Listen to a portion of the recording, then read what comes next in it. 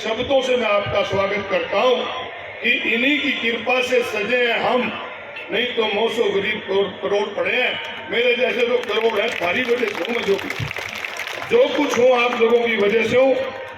तो कहते जी वो तो उनके साथ मिला हुआ है, तो हमने जीतने जा रही है।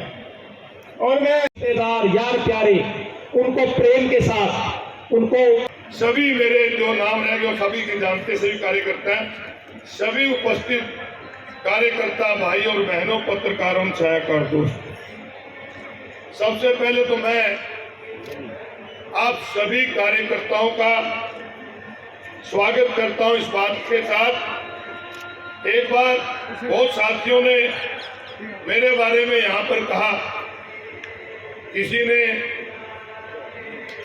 मंत्री कहा, किसी ने नेता कहा, किसी ने हरियाणा प्रदेश का नेता कहा। साथियों, मैं तो एक बात कहता हूं कि एक बार गुरु गोविंद सिंह जी का दरबार सजा हुआ और गुरु गोविंद सिंह के दरबार में जो उनके शिष्य थे, जनता मिलना चाहती थी तो भीड़ को देखते हुए शिष्य उनको रोक रहे। तो गुरु गोविंद सिंह जी ने उनसे कहा कि इनको मत रोको। उनके जो शब्द से उनके शब्दों से मैं आपका स्वागत करता हूं कि इन्हीं की कृपा से सजे हैं हम, नहीं तो 900 गरीब करोड़ पड़े हैं। मेरे जैसे तो करोड़ है, सारी वजह से हूँ, जो कुछ हूँ आप लोगों की वजह से हूँ। आप लोगों की ताकत, आप लोगों ने निरंतर पिछले 33 साल से ऊपर आप लोगों का जो सहयोग मिला, जो प्यार मिला, उसके लिए आपका दिल से आभार व्यक्त करता हूं। और भाई ओम प्रकाश का भी धन्यवाद करता हूं कि जिन्होंने इनाम तो दिया था, इसका अभिनंदन हम दो, पर मैं तो इसको मिलन समारोह कहता हूं कि आप लोगों से मिलने का मुझे अवसर दिया, इसके लिए इनका धन्यवाद करता हूं। साथियों, हम बहुत लंबे समय तक गुलाम रहे, हमारा देश बहुत लंबे समय तक गुलाम रहा और देश के उस समय के नौजवानों में एक ललक थी कि हमारा देश आजाद हो, हमारा अपना संविधान हो। और उसके लिए उन्होंने हंसते हंसते फांसी के फंदे भी चूमे, सीने पे गोलियां भी खाई, लाठियां भी खाई, जेलें भी काटी। आखिर 15 अगस्त 1947 को हमारा देश आजाद हुआ। और जब देश आजाद हुआ उस समय अंग्रेज कहते थे कि देश तो आजाद हो गया, पर यह देश चलेगा कैसे? यहाँ तो सुई तक भी बनती नहीं है, यहाँ तो खाने के लिए अनाज भी बाहर से मंगाना पड़ता है। ये अलग अलग भाषाओं का देश, अलग अलग रियासतों में बटा देश, अलग अलग जातियों में बटा देश, अलग अलग धर्म को मानने वाला देश, ये देश चलेगा कैसे? परंतु पंडित नेहरू जी ने उस चुनौती को स्वीकार करते हुए संविधान निर्माण की जिम्मेवारी बाबा साहब भीमराव अम्बेडकर को दी। हम नमन करते हैं बाबा साहब को कि जिन्होंने संविधान के अंदर हमें बराबरी का अधिकार दिया। देश के हर नागरिक को, चाहे वो छोटा था, बड़ा था, चाहे गांव में रहता था, चाहे शहर में रहता था, किसी धर्म और जाति से जुड़ा था, चाहे आदमी था, चाहे औरत थी, हर एक को वोट का अधिकार देकर इस देश के संविधान के अंदर हमें बराबरी का अधिकार दिया। परंतु साथियों, आज बड़े दुख से कहना पड़ता है कि जो संविधान में हमें अधिकार मिले थे, आज की मौजूदा सरकार उसका हनन करने पे लगी हुई, उस संविधान को पैरों तले रौंदने का काम कर रही है। आज मुझसे एक पत्रकार ने पूछा कि बीजेपी के 9 साल कल पूरे हो जाएंगे, आप इसके बारे में क्या कहेंगे? मैंने कहा, बीजेपी के 9 साल पूरे होने पर मैं एक ही बात कहूंगा कि जो 70 साल में संविधान का बना हुआ था, जिस संविधान के तहत हमारा देश चला था, बीजेपी की सबसे बुरी बात है कि इन्होंने संविधान को रोकने का काम किया। आज जो भी सरकार के खिलाफ बोलते हैं उसके ऊपर ईडी का इस्तेमाल किया जाता है, उसके ऊपर सीबीआई का इस्तेमाल किया जाता है, उनको डराने का इस्तेमाल करते हैं। क्या कसूर था हमारे नेता राहुल गांधी का, जिन्होंने देश में पहले नफरत और भय के वातावरण के खिलाफ कन्याकुमारी से लेकर कश्मीर तक पद यात्रा की। और उस पद यात्रा के बाद जब देश की जनता को पता लगा इस सरकार का असली चेहरा क्या मोदी का, और देश की सरकार चुनाव लोग बदलाव में आए, तो फिर क्या किया इन्होंने कि उनकी सदस्यता ही रद्द करा। क्या कसूर था? यही तो पूछा था कि अडानी के साथ आपके क्या संबंध है, बता दो। आपका 20,000 करोड़ रुपया कहां से आया है वो बता दो। परंतु नहीं, किस प्रकार से अपने विरोधियों को दबाने का काम ये देश की सरकार करती है। और देश की सरकार की जो देन है इस देश के लोगों को, वो देन इनकी ये कहा करते थे जब इनकी सरकार आई थी कि किसान की आमदन दुगनी करेंगे। आज आमदन दुगनी करने की बजाय किसान के खर्चे दुगने कर। जो डीजल का रेट कांग्रेस पार्टी की सरकार के समय 50 रुपए लीटर होता था और कच्चे तेल का रेट अंतरराष्ट्रीय मार्केट में $140 प्रति बैरल होता था, वो तो घट के $70 प्रति बैरल हो गया और डीजल का रेट बढ़कर 90 रुपए लीटर। ऐसा खर्चा किसान के ऊपर मानने का काम किया। ट्रैक्टर के पार्ट्स के ऊपर कोई टैक्स नहीं होता था, एग्रीकल्चर इंप्लीमेंट पे कोई टैक्स नहीं होता था, खाद पे कोई टैक्स नहीं होता था। उनके ऊपर भी जीएसटी लगाकर गरीब की किसान की जेब पे डाका डालने का काम किया। इनकी सरकार जब हुआ करती थी, ये एक रसोई गैस का सिलेंडर लेकर उस पे लिखा करते थे, विज्ञापन देते थे कि बहुत हुई महंगाई की मार, अब की बार बीजेपी सरकार। 400 वाला सिलेंडर था, उस समय तो महंगाई की मार थी, और आज 1100 रुपए सिलेंडर कर दिया। आज महंगाई कम हो गई। हर प्रकार से लोगों की जेब पे डाका डालने का काम ये सरकार करती है। और इन्हीं के पक्षियों पर हरियाणा प्रदेश की खट्टर सरकार, जो अहंकार से बड़ी सरकार है, जो इतना घमंड हो गया कि लोगों को पीटने का काम करते हैं। क्या कसूर था किसानों का? जब देश का किसान 3 काले कानूनों को रद्द कराने के लिए दिल्ली जा रहा था, हरियाणा प्रदेश की सरकार से कुछ नहीं मांग रहा था, वो तो लड़ाई लड़ रहे थे देश की सरकार के साथ और लठ बरसा रहे थे खट्टर साहब, करनाल और पिपली कर। ओल्ड पेंशन स्कीम हमारे कर्मचारी भाई मांगने के लिए गए कि हिमाचल में कांग्रेस की सरकार ने लागू कर दी, राजस्थान में कांग्रेस की सरकार ने लागू कर दी, छत्तीसगढ़ में कांग्रेस की सरकार ने लागू कर दी, हरियाणा में भी आप लागू करो। उनको लठ बरसाए, नारा देते हैं बेटी पढ़ाओ बेटी बचाओ का। और आज जो बेटियों के साथ हुआ, साथियों, इस सभा के अंदर हम निंदा करते हैं कि दिल्ली के जंतर मंतर पर किस प्रकार आज बेटियों को घसीट घसीट कर मारा गया। ये सरकार बेटी पढ़ाओ बेटी बचाओ की बात करती है। किस प्रकार हमारी आंगनवाड़ी और आशा वर्कर को करनाल के अंदर लाठियों से पीटा गया और किस प्रकार सरपंचों की अच्छी तरह से तसल्ली बरसा कर उन्हें पीटने का काम किया। ऐसा मुख्यमंत्री है।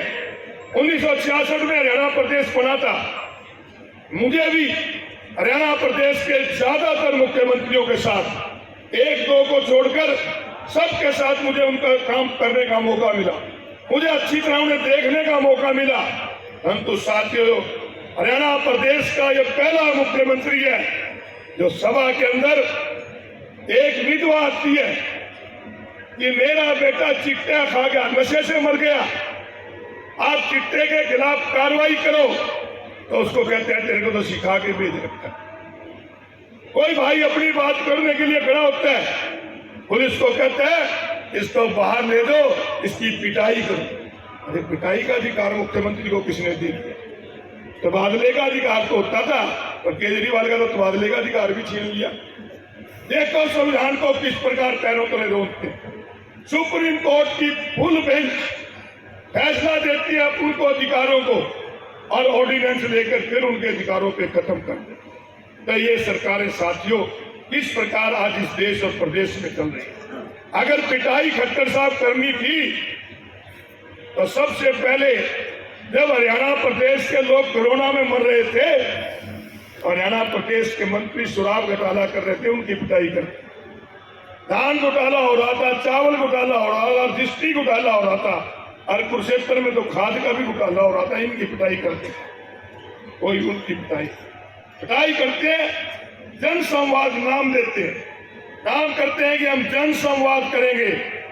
जन संवाद नहीं, जन की बेइज्जती करने का काम करते हैं। सिर्फ अपनी बुराई जो करे उसको कहते हैं और बोलो, और वे आगे से इनसे सवाल करे उसकी कहते हैं पिटाई कर। आज साथियों, इस देश और प्रदेश में ऐसी सरकार चल रही है। तो आज समय बदलाव का, निश्चित रूप से बदलाव आएगा।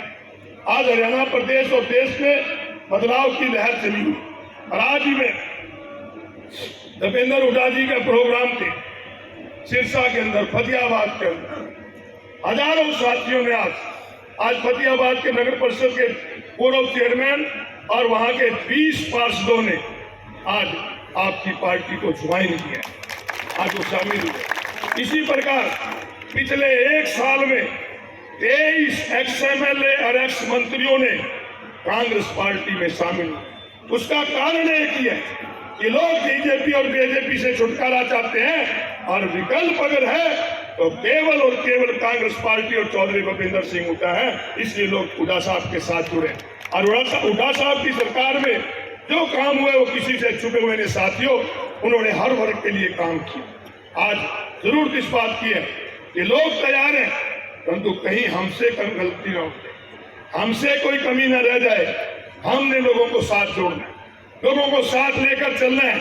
और जहां तक कुरुक्षेत्र की बात करूं, कुरुक्षेत्र में तो भाई आज कोई काम की जरूरत नहीं समझते। यहाँ के जो नेता बैठे, यहाँ के लोग तो ये समझते हैं कि किस प्रकार से अपनी तिजोरियां भरी जाए।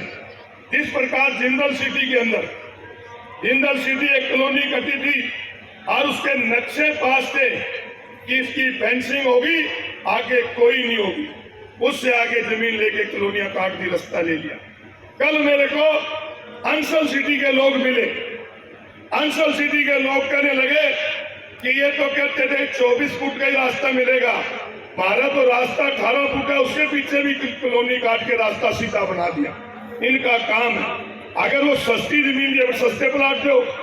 अगर किसान को लूटते हैं सस्ती जमीन लेकर, और गरीब को लूटते हैं महंगे प्लाट देकर। इनका काम तो केवल डाका डालना है। और मुझे एक बात याद आती है, मैं अक्सर सुनाया करता हूं कि जहां देश की सरकार ने GST लगा के डाके मारे, जहां प्रदेश की सरकार लगातार लूटने पे लगी हुई है, घोटाले करके लगातार फीसें बढ़ाकर, एक लाइसेंस की फीस 250 होती थी ड्राइविंग लाइसेंस की, आज 6 से 7 हजार रुपए लगते हैं। कोई भी रिन्यूअल कराना हो 5,000 से कम रिन्यूअल की फीस नहीं है। अपनी जाने भरने पे लगे हुए हैं। मुख्यमंत्री पीठ टपकाता था पिछले दिनों, जब इसका बजट पेश किया, कहने लगे हुड्डा साहब के समय 60,000 करोड़ का बजट होता था, आज 1,88,000 करोड़ का हो गया। मैंने कहा इसमें तेरा क्या योगदान है, किसानों की गरीब की जेब पे डाका था आपने दिए। हर चीज पे टैक्स बढ़ाए। अगर पहले 100 रुपए पे टैक्स लगता था, आज उसकी कीमत 200 हुई, तो अपने आप ही डबल टैक्स हो गया। अगर कलेक्टर रेट 5,000 था, आज 20,000 है, तो अपने आप नहीं पैसे फालतू आएंगे। इनका मकसद डाका डालना है, और डाके अभी बंद नहीं हुए, इनके डाके चालू हैं। और कुरुक्षेत्र में तो थोड़े दिन में पड़े, बाकी जगह तो रात में पड़े, यहाँ तो थोड़े दिन में पड़े। दिन में ही डाके मारे, सरेआम जमीन लेके, और गरीब के किसान को भी लूटते हैं और उपभोक्ता को भी लूटते हैं। एक बार एक सेठ के घर में डाका पड़ गया। आज सेठ के घर में डाका पड़ गया तो उसने पुलिस को बुला लिया। एक थानेदार 5-4 सिपाहियों को लेकर सेठ के घर पे आ गया, पूछने लगा, सेठ जी बताओ कहां से कितना सामान गया। सेठ ने अपनी तिजोरी दिखाई कि इसमें मेरी बीवी के जेवर पड़े थे, गिन्नी सिक्के पड़े थे, लुटेरे उसे लूट के ले गए। उनमें 5-7 गिन्नी सिक्के नीचे बिखरे पड़े थे, थानेदार ने उठाए और जेब में पा लिए। कहने लगा सेठ जी और दिखाओ कहां से सामान गया। उसने अपनी अलमारी दिखाई कि मेरी बीवी के बच्चों के सूट साड़ियां पड़े थे कीमती, इसको भी उठा के ले गए। उनमें कुछ साड़ी सूट नीचे बिखरे पड़े थे और सिपाहियों ने उठा लिए। थानेदार कहने लगा सेठ जी लिस्ट बनाओ कहां से कितना सामान गया। सेठ का लिस्ट तो जब बनाऊंगा जब डाका खत्म हो जाएगा, डाका तो चल जाए। इनके डाके लगातार लोगों की जेब पे पाने पड़े, परंतु अब एक लहर उठी हुई है। एक बार मैं एक डिबेट पे चला गया, मैंने उनसे कहा कि हरियाणा में सरकार बनने जा रही है कांग्रेस पार्टी, और मुझसे पूछने लगा कि कौन सा सर्वे करा है। वो कुदरती जो हमारा एंकर था वो कुरुक्षेत्र था, चंडीगढ़ बैठे थे। मैंने कहा आप कार में कुरुक्षेत्र जाते हो, आज मेरी रिक्वेस्ट मानो, आप बस में बैठ के कुरुक्षेत्र जाओ और बस में चर्चा करना, अपने आप सर्वे हो जाएगा। जितने बस में बैठे लोग हैं 90% ये कह देंगे कि हुड्डा साहब की सरकार बननी चाहिए। उससे और सर्वे क्या होता है? सर्वे यही होता है, चौपाल पे चर्चा हो, बाजार में चर्चा हो, रेल में चर्चा हो, बस में चर्चा हो। आज हर जगह चर्चा है कि इस देश और प्रदेश से ये सरकार जा रही है। और पिछली बार भी मेरे को कई कह देते हैं कि भाई तू कंजूसी कर गया, कई कह देते हैं तू ओवर कॉन्फिडेंस में रह गया। हो सकता है कि मैं कंजूसी कर गया हूं और ओवर कॉन्फिडेंस में नहीं। ओवर कॉन्फिडेंस तो जब होता है कि मैं सो जाता, मैं तो रात 12 बजे तक इनके सूट पकड़ाता फिरूंगा, पुलिस वाले पकड़े ही नहीं थे। मैंने ही कहा था तुमने अरेस्ट करेंगे। मैंने एसपी को फोन किया, 100-200 लोग थे, नरेंद्र शर्मा जैसे साथी हमारे वहां थे, इन्होंने मुझे फोन किया कि वहां पर सूट बच रहे हैं। मैं पहुंचा, मैंने गाड़ियां इन घेर ली। मैंने एसपी से कहा मैडम यहाँ आ जाओ, सूट और पैसे गाड़ियों में पकड़ रखे, क्या तू यहाँ से चला जा, नहीं तो तुम नहीं पकड़ेंगे। उसका कारण एक ही था कि बीजेपी का नारा था कि अब की बार 75 पार, और जो मेरे भाई जो सामने खड़े हैं वो कहते 85 पार, जो मीडिया के साथी वो 85 पार कहते थे। और अफसराना यूं हो गया था, अभी सरकार तो इनकी बनी रही है, भाई क्यों इनके लोग पंगा लो, इस तरह 400 करोड़ नहीं पकड़ लो, हमारे वर्करों को ही पकड़ लो, छापे पाएंगे।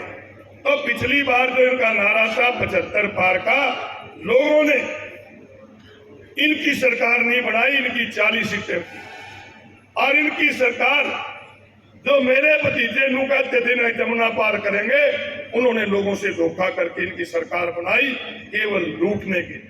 और आज साथियों, हरियाणा प्रदेश के लोग जितने बीजेपी को गालियां काटते हैं उससे ज्यादा दोषी जेजेपी के लोगों को मानते हैं, क्योंकि उन्होंने एक सरकार बनाने में इसका योगदान दिया।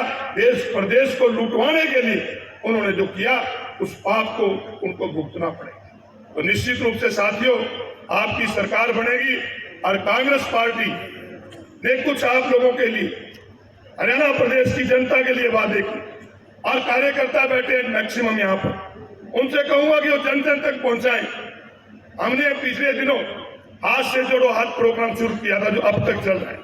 हाथ से जोड़ो हाथ प्रोग्राम में हम गांव-गांव में कह गए थे कि आप हरियाणा प्रदेश के अंदर कांग्रेस की सरकार बनाओ। हुड्डा साहब और चौधरी उदयभान ने कहा है कि हर घर की 300 यूनिट बिजली फ्री करने का काम हम लोग करेंगे।